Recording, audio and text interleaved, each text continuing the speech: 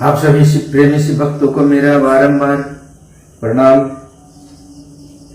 आज शिव महापुराण की अमृतमय कथा में आप लोग कथा श्रवण करेंगे। यज्ञ यज्ञ देवज्ञ और ब्रह्मयज्ञ आदि का वर्णन, भगवान शिव के द्वारा 7 वारों का निर्माण तथा उनमें देवाराधन से विभिन्न प्रकार के फलों की प्राप्ति का कथन। गुरुर् ब्रह्मा गुरुर्विष्णु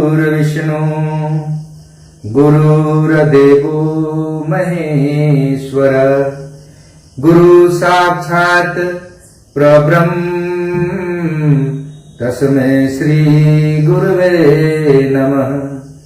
तमेव माता च पिता तमेव बन्धु च सखा तमेव विद्याधर्विणं तमेव सर्वं मम देव देव।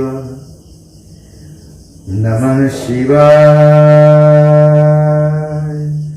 नमः शिवाय नमः शिवाय नमः शिवाय नमः शिवाय।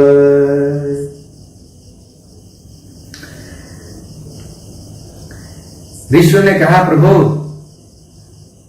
अग्नि यज्ञ, देव यज्ञ, ब्रह्मयज्ञ, गुरु पूजा तथा बृहस्पति का हमारे समक्ष क्रमशः वर्णन कीजिए। सूत जी बोले, महर्षियों, गृहस्थ पुरुष अग्नि में सायंकाल और प्रातः काल जो चावल आदि द्रव्य की आहुति देता है उसी को अग्नि यज्ञ कहते हैं। जो ब्रह्मचर्य आश्रम में स्थित है उन ब्रह्मचारियों के लिए समधि का आधार ही अग्नि यज्ञ है। वे समधि का ही अग्नि में हवन करें। ब्राह्मणों, ब्रह्मचर्य आश्रम में निवास करने वाले दिग्गजों का जब तक विवाह ना हो जाए और वे औपासनाग्नि की प्रतिष्ठा ना कर लें, तब तक उनके लिए अग्नि में समिधा की आहुति, व्रत आदि का पालन तथा विशेष यज्ञ आदि ही कर्तव्य है। यही उनके लिए अग्नि यज्ञ है। दिग्गजों, जिन्होंने ब्रह्मा अग्नि को विसर्जित करके अपने आत्मा में ही अग्नि का आरोप कर लिया है, ऐसे वानप्रस्थितियों और सन्यासियों के लिए यही हवन या अग्नि यज्ञ है कि वे विहित समय पर हितकर, परिमित और पवित्र अन्न का भोजन कर लें। ब्राह्मणों, सायंकाल अग्नि के लिए दी हुई आहुति संपत्ति प्रदान करने वाली होती है, ऐसा जानना चाहिए। और प्रातःकाल सूर्यदेव को दी हुई आहुति आयु की वृद्धि करने वाली होती है। यह बात अच्छी तरह समझ लेनी चाहिए। दिन में अग्निदेव सूर्य में प्रविष्ट हो जाते हैं। दिन में अग्निदेव सूर्य में ही प्रविष्ट हो जाते हैं। अतः प्रातःकाल सूर्य को दी हुई आहुति भी अग्नि यज्ञ के ही अंतर्गत इंद्र आदि समस्त देवताओं के उद्देश्य से अग्नि में जो आहुति दी जाती है उसे देवज्ञ समझना चाहिए। अस्थाली पाक आदि यज्ञों को देवज्ञ ही मानना चाहिए। लौकिक अग्नि में प्रतिष्ठित जो चूड़ाकरण आदि संस्कार निमित्तक हवन कर्म है उन्हें भी देवयज्ञ के ही अंतर्गत जानना चाहिए। अब ब्रह्मयज्ञ का वर्णन सुनो। दिग्गजों को चाहिए कि वह देवताओं की तृप्ति के लिए निरंतर ब्रह्मयज्ञ करें। वेदों का जो नित्य अध्ययन या स्वाध्याय होता है उसी को ब्रह्मयज्ञ कहा गया है। प्रातः नित्य कर्म के अनंतर सायंकाल तक का ब्रह्मयज्ञ किया जा सकता है। उसके बाद रात में इसका विधान नहीं है। अग्नि के बिना देवज्ञ कैसे संपन्न होता है, इसे तुम लोग श्रद्धा से और आदर पूर्वक सुनो। सृष्टि के आरंभ में सर्वज्ञ दयालु और सर्व समर्थ महादेव जी ने समस्त लोगों के उपकार के लिए वारों की कल्पना की। वे भगवान शिव संसार रूपी रोग को दूर करने के लिए वैद्य हैं, सबके ज्ञाता तथा समस्त औषधों के भी औषध हैं। उन भगवान ने पहले अपने वार की कल्पना की जो आरोग्य प्रदान करने वाला है। तत्पश्चात अपनी माया शक्ति का वार बनाया जो संपत्ति प्रदान करने वाला है। जन्म काल में दुर्गति ग्रस्त बालक की रक्षा के लिए उन्होंने कुमार के वार की कल्पना की। तत्पश्चात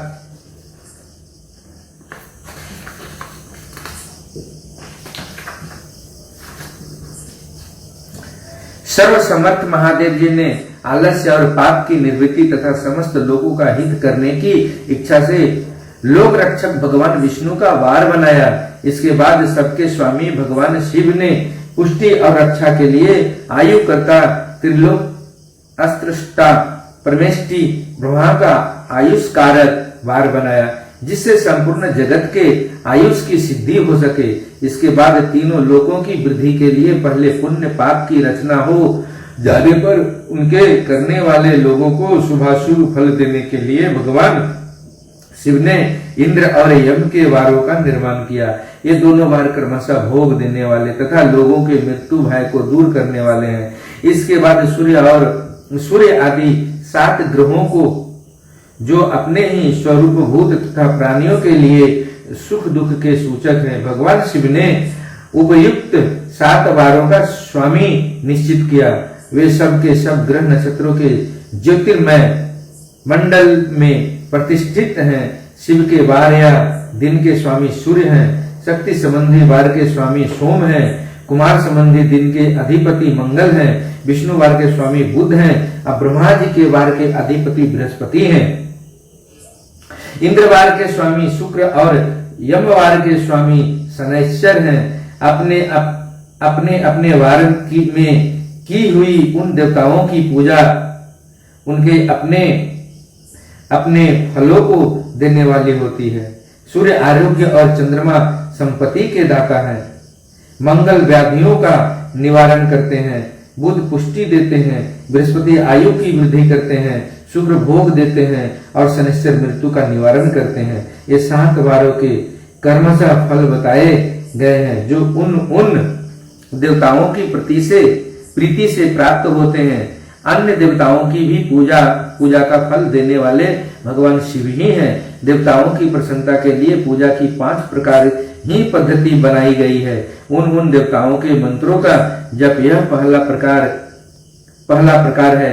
उनके लिए होम करना, दूसरा दान करना, तीसरा तथा तप करना, चौथा प्रकार है किसी वेदी पर, प्रतिमा में, अग्नि में अथवा ब्राह्मण के शरीर में आराध्य देवता की भावना करके 16 उपचारों से उनकी पूजा या आराधना करना।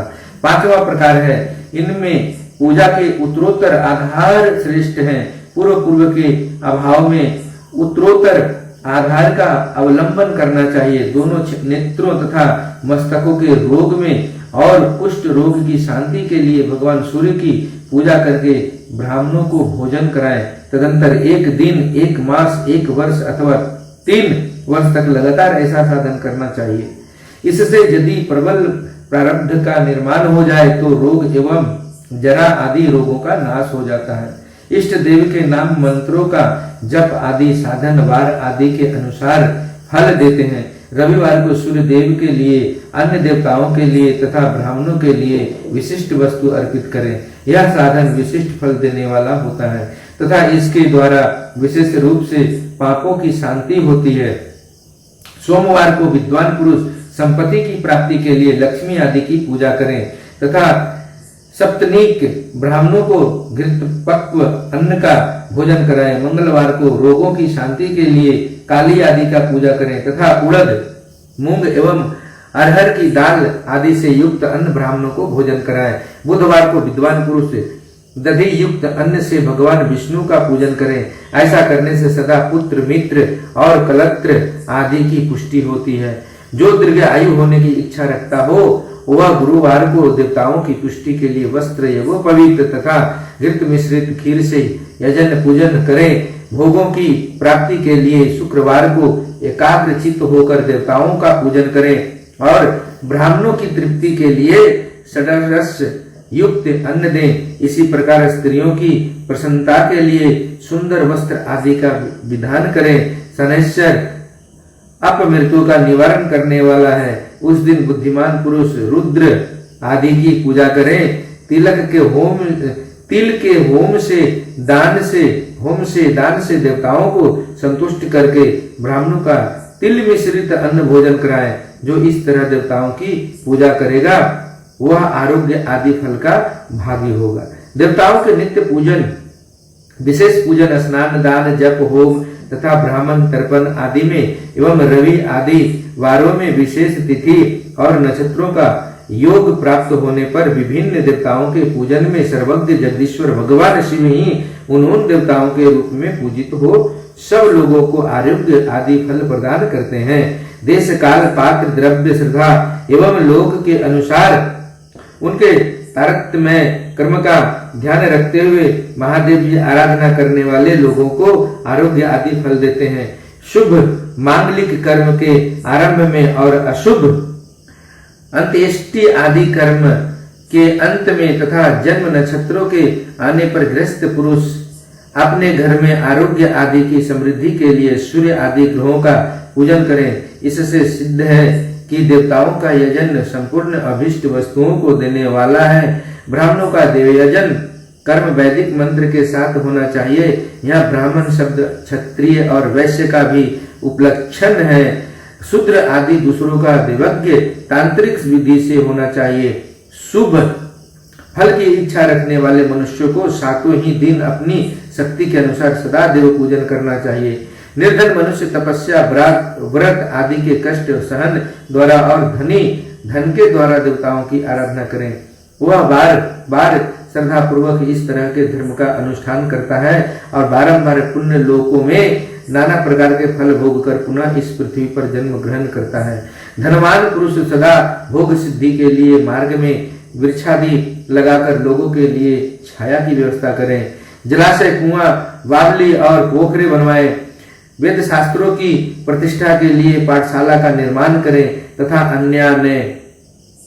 अन्य प्रकार से भी धर्म का संग्रह करता रहे। धनी को यह सब कार्य सदा ही करते रहना चाहिए।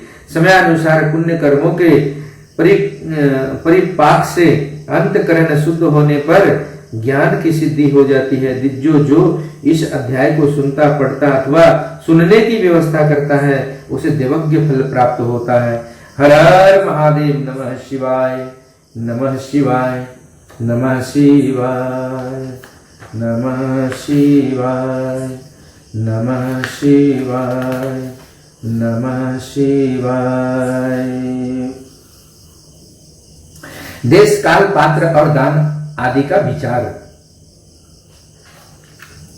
ऋषियों ने कहा, समस्त पदार्थों के ज्ञाताओं में श्रेष्ठ सूत जी, अब आप क्रमशः देश काल आदि का वर्णन करें। सूत जी बोले, महर्षियों, देवज्ञ आदि कर्मों में अपना शुद्ध गृह सम्मान फल देने वाला होता है, अर्थात अपने घर में किए हुए देवज्ञ आदि शास्त्रोक्त फल को सममात्र में देने वाले होते हैं। गौशाला का स्थान घर की अपेक्षा 10 गुना फल देता है। जलाशय का तट उससे भी 10 गुना महत्व रखता है तथा जहाँ बेल, तुलसी एवं वृक्ष, पीपल वृक्ष का मूल निकट हो वह स्थान जलाशय के तट से भी 10 गुना फल देने वाला होता है। देवालय को उससे भी 10 गुने महत्व का स्थान जानना चाहिए। देवालय से भी 10 गुना महत्व रखता है। तीर्थ भूमि का तट उससे 10 गुना श्रेष्ठ है। नदी का किनारा उससे 10 गुना उत्कृष्ट है। तीर्थ नदी का तट और उससे भी 10 गुना महत्व रखता है। सप्तगंगा नामक नदियों का तीर्थ गंगा, गोदावरी, कावेरी, ताम्रपनी, सिंधु, सरयू और नर्मदा, इन 7 नदियों का सप्तगंगा कहा गया है। समुद्र के तट का स्थान इनसे भी 10 गुना पवित्र माना गया है और पर्वत के शिखर का प्रदेश समुद्र तट से भी 10 गुना पावन है। सबसे अधिक महत्व का वह स्थान जानना चाहिए जहां मन लग जाए। यहाँ तक देश का वर्णन हुआ। अब काल का तारतम्य बताया जाता है। सतयुग में यज्ञ दान आदि कर्म पूर्ण फल देने वाले होते हैं, ऐसा जानना चाहिए। त्रेता युग में उसका 3/4 फल मिलता है। द्वापर में सदा आधे ही फल की प्राप्ति कही गई है। कलयुग में 1/4 ही फल की प्राप्ति समझनी चाहिए और आधा कलयुग बीतने पर उस 1/4 फल में से भी 1/4 कम हो जाता है। शुद्ध अंतःकरण वाले पुरुष को शुद्ध एवं पवित्र दिन सम फल देने वाला होता है। विद्वान ब्राह्मणों को सूर्य संक्रांति के दिन किया हुआ सत्कर्म पूर्वोक्त शुद्ध दिन की अपेक्षा 10 गुना फल देने वाला होता है। यह जानना चाहिए उससे भी 10 गुना महत्व उस कर्म का है जो विषु नामक योग में किया गया है। दक्षिणायन आरंभ होने के दिन अर्थात कर्क की संक्रांति में किए हुए पुण्य कर्म का महत्व विषुव से भी 10 गुना माना गया है। उससे भी 10 गुना मकर संक्रांति में और उससे भी 10 गुना चंद्र ग्रहण में किए हुए पुण्य का महत्व है। सूर्य ग्रहण का समय सबसे उत्तम है, उसमें किए गए पुण्य कर्म का फल चंद्र ग्रहण से भी अधिक और पूर्ण मात्रा में होता है। इस बात को विज्ञ पुरुष जानते हैं। जगत रूपी सूर्य का राहु रूपी विष से संयोग होता है, इसलिए सूर्य ग्रहण का समय रोग प्रदान करने वाला है। अतः उस विष की शांति के लिए उस समय स्नान दान और जप करें। वह काल विष की शांति के लिए उपयोगी होने के कारण पुण्य पद्र माना गया है। जन्म नक्षत्र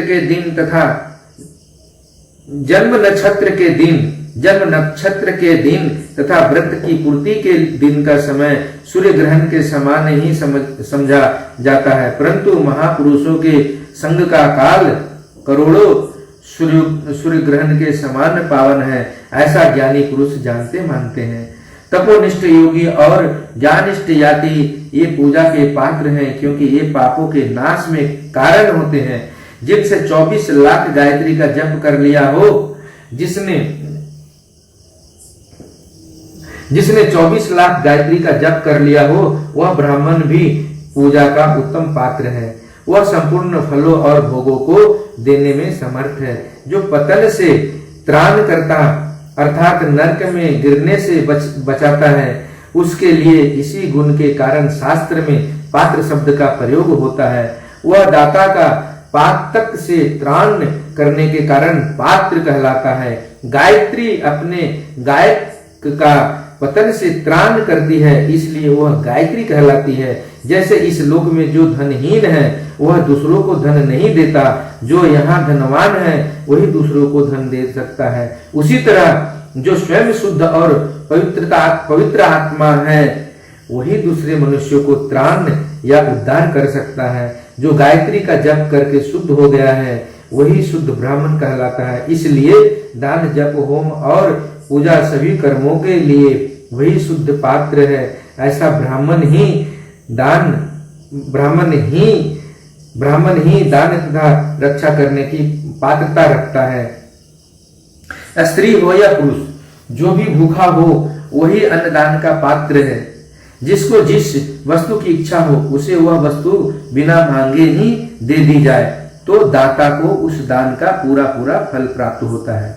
ऐसी महर्षियों की मान्यता है। जो सवाल या याचना करने के बाद दिया गया हो वह दान आधा ही फल देने वाला बताया गया है। अपने सेवक को दिया हुआ दान 1/4 फल देने वाला होता है।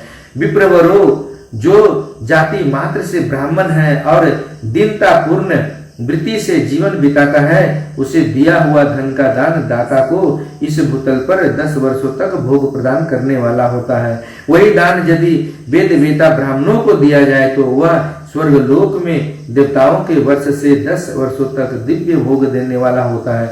शील और उच्च वृत्ति से लाया हुआ और गुरु दक्षिणा में प्राप्त हुआ अन्न धन शुद्ध द्रव्य कहलाता है। उसका दान दाता को पूर्ण फल देने वाला बताया गया है। क्षत्रियों का शौर्य से कमाया हुआ वैश्यों का व्यापार से आया हुआ और शूद्रों का सेवा वृत्ति से प्राप्त किया हुआ धन भी उत्तम द्रव्य कहलाता है। धर्म की इच्छा रखने वाली स्त्रियों को जो धन पिता एवं पति से मिला हुआ हो उनके लिए वह उत्तम द्रव्य है। गौ आदि 12 वस्तुओं का चैत्र आदि 12 महीनों में क्रमशः दान करना चाहिए। गौ, भूमि, तिल, स्वर्ण, घी, वस्त्र, धान्य,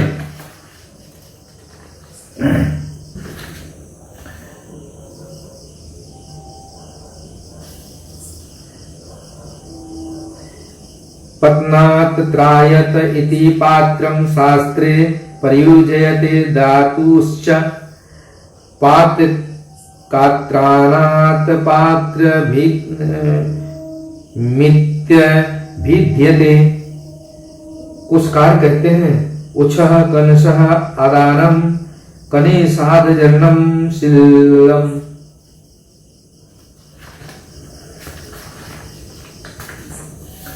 गुड़, चांदी, नमक, कोहड़ा और कन्या ये ही वे 12 वस्तुएं हैं। इनमें गोदान से कायिक, वाचिक और मानसिक पापों का निवारण तथा कायिक आदि पुण्य कर्मों की पुष्टि होती है। ब्राह्मणों, भूमि का दान इहलोक और परलोक में प्रतिष्ठा आश्रय की प्राप्ति करने वाला है। तिल का दान बलवर्धक एवं मृत्यु का निवारक होता है। सुवर्ण का दान जठराग्नि को बढ़ाने वाला तथा वीरदायक है। घी का दान पुष्टिकारक होता है। वस्त्र का दान आयु की वृद्धि कराने वाला है, ऐसा जानना चाहिए। धन्य का दान अन्न धन की समृद्धि में धान्य का दान अन्न धन की समृद्धि में कारण होता है। गुड़ का दान मधुर भोजन की प्राप्ति कराने वाला होता है। चांदी की दान से वीर्य की वृद्धि होती है। लवण का दान षडरस भोजन की प्राप्ति कराता है। सब प्रकार का दान सारी समृद्धि की सिद्धि के लिए होता है।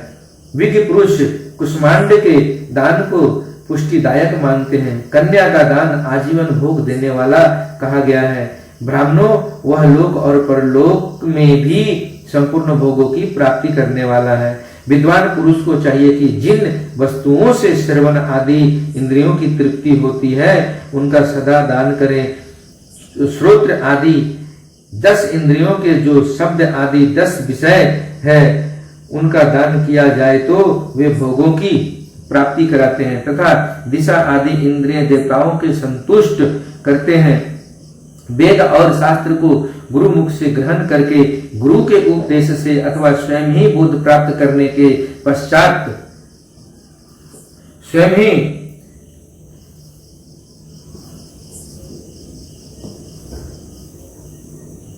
ही बोध प्राप्त करने के पश्चात जो बुद्धि का यह निश्चय होता है कि कर्मों का फल अवश्य मिलता है, इसी को उच्च कोटि की आस्तिकता कहते हैं। भाई बंधु अथवा राजा के भय से जो आस्तिकता बुद्धि या श्रद्धा होती है वह कनिष्ठ श्रेणी की आस्तिकता है जो सर्वथा दरिद्र है। इसलिए जिसके पास सभी वस्तुओं का अभाव है वह वाणी अथवा कर्म शरीर द्वारा यजन करें। मंत्र, स्तोत्र और जप आदि को वाणी द्वारा किया गया यज्ञ समझना चाहिए तथा तीर्थ यात्रा और व्रत आदि को विद्वान पुरुष शारीरिक यजन मानते हैं। जिस किसी भी उपाय से थोड़ा हो या बहुत देवता पर्ण बुद्धि से जो कुछ भी दिया अथवा किया जाए वह दान या सत्कर्म भोगों की प्राप्ति कराने में समर्थ होता है। तपस्या और दान ये 2 कर्म मनुष्यों को सदा करने चाहिए तथा ऐसे गृह का दान करना चाहिए जो अपने वर्ण, चमक, दमक या सफाई और गुण सुख सुविधा से सुशोभित हो। बुद्धिमान पुरुष देवताओं की तृप्ति के लिए जो कुछ देते हैं वह अतिशय मात्र में और सब प्रकार के भोग प्रदान करने वाला होता है। उस दान से विद्वान पुरुष इहलोक और परलोक में उत्तम जन्म और सदा सुलभ होने वाला भोग पाता है। ईश्वरापन्न बुद्धि से यज्ञ दान आदि कर्म करके मनुष्य मोक्ष फल का भागी होता है। आज की कथा मेरे गुरु महादेव के श्री चरणों में यही विराम करता हूँ। आप सबको फिर से एक बार मेरा प्रणाम। कुछ यहाँ पे अर्थ समझाया गया है वो मैं आप लोगों को सुनाने का कोशिश कर रहा हूँ। अर्थात खेत कट जाने या बाजार उठ जाने पर वहां बिखरे हुए अन्न के एक एक कणों को चुनना और उससे जीविका चलाना उच्च वृत्ति है, तथा खेत की फसल कट जाने पर वहां पड़ी गेहूं आदि की बालों बिनना शिला कहा गया है और उससे जीविका चलाना शिला वृत्ति है। श्रवणोन्द्रिय के देवता दिशाएं, नेत्र के सूर्य, नासिका के अश्विनी कुमार, रसनेन्द्रिय के वरुण, त्यागेंद्रिय के वायु और वागींद्रिय के अग्नि, लिंग के प्रजापति, गुदा के मित्र, हाथों के इंद्र और पैरों के देवता विष्णु है। नमः शिवाय, नमः शिवाय, नमः शिवाय, नमः शिवाय। मेरे शिव भक्तों प्रेमियों, आज की कथा विदेश्वर संहिता के 13 और 14 आप लोगों ने श्रवण किया है। ये कथा सुनने मात्र से जीवन में अमृतमय रस की प्राप्ति होती है। जीवन में बहुत ऐसे कष्ट हैं जो मिट जाते हैं। सुनना चाहिए। शिव अमृतमय कथा है। शिव ही है सृष्टिकर्ता, शिव ही सृष्टि है, शिव ही साइंस है, शिव ही जीव है, जीव ही शिव है। शिव से जुड़िए, शिव में मन लगाइए, शिव को समर्पण कीजिए। कोई भी साधन पूजन की व्यवस्था ना हो, कुछ भी करने की जरूरत नहीं है। भगवान कहते हैं कि कुछ भी ना हो तो मन को समर्पित कर दो, सरेंडर कर देना। कुछ भी नहीं है तो सरेंडर कर दीजिए कि हे प्रभु, हे नाथ, हे स्वामी, हे महादेव, मैं तन मन से आपके शरण में हूं, मेरी रक्षा करो, मुझ पे दया करो। अपनी मनोकामना को बोले। 1 लोटा डेली कम से कम जल चलाएं। तांबे की लोटा में ना हो, वो पीतल की लोटा में जल चढ़ाएं। उसमें थोड़ा अक्षत जो साबुत हो, टूटा हुआ ना हो, डाल के जल चढ़ाएं। बहुत ही दयालु हैं भोलेनाथ, दया करते हैं और हर परेशानियां को जानते हैं कि आपके अंदर में क्या परेशानी है, क्यों परेशानी है, कैसे परेशानी आई है, वो सब जानते हैं। बस हम महादेव की शरण में, शिव के शरण में सरेंडर नहीं करते, समर्पित नहीं करते, अपना हाथ पैर मारते रहते हैं। दुख और पीड़ा हमें सताती रहती है। एक बार समर्पण कर दें तो जीवन शिवमय हो जाएगा। क्योंकि महादेव के पास में देने का सिर्फ एक ही चीज है, वो है दया, आनंद। क्योंकि जिसके पास जो चीज रहेगा वो वही चीज देगा। महादेव के पास दया और आनंद के सिवा कुछ नहीं है। महादेव से जुड़िए, शिव में मन लगाइए। दोस्ती करना है, मित्रता करनी है, कुछ भी करनी है तो कहा गया शिव से कर लो, बेड़ा पार कर देंगे, जीवन की नैया पार कर देंगे। चाहे जितना भी तूफान भरा दुख हो ना क्यों, सारे के सारे साइड कर देंगे। महादेव से परे कोई नहीं, कुछ भी नहीं। तो महादेव में मन लगाइए, मन सरेंडर कर दीजिए कि हे महादेव, आप मेरे हैं, मैं आपका हूँ। हे महादेव, हे शिव, आप जहाँ हैं, जैसे हैं, आपको बारंबार प्रणाम, नमः शिवाय से प्रणाम करते रहिए। महादेव से जो मांगना है महादेव से मांगिए। महादेव भोला भंडारी हैं, भोले हैं, बहुत प्रसन्न होते हैं, तुरंत प्रसन्न होते हैं। 1 लोटा जल से जिसको कोई ना पूछे उसे महादेव पूछते हैं।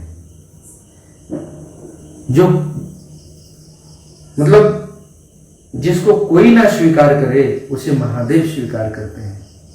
महादेव के शरण में आ जाइए, जीवन में सुख ही सुख है मिलेगा।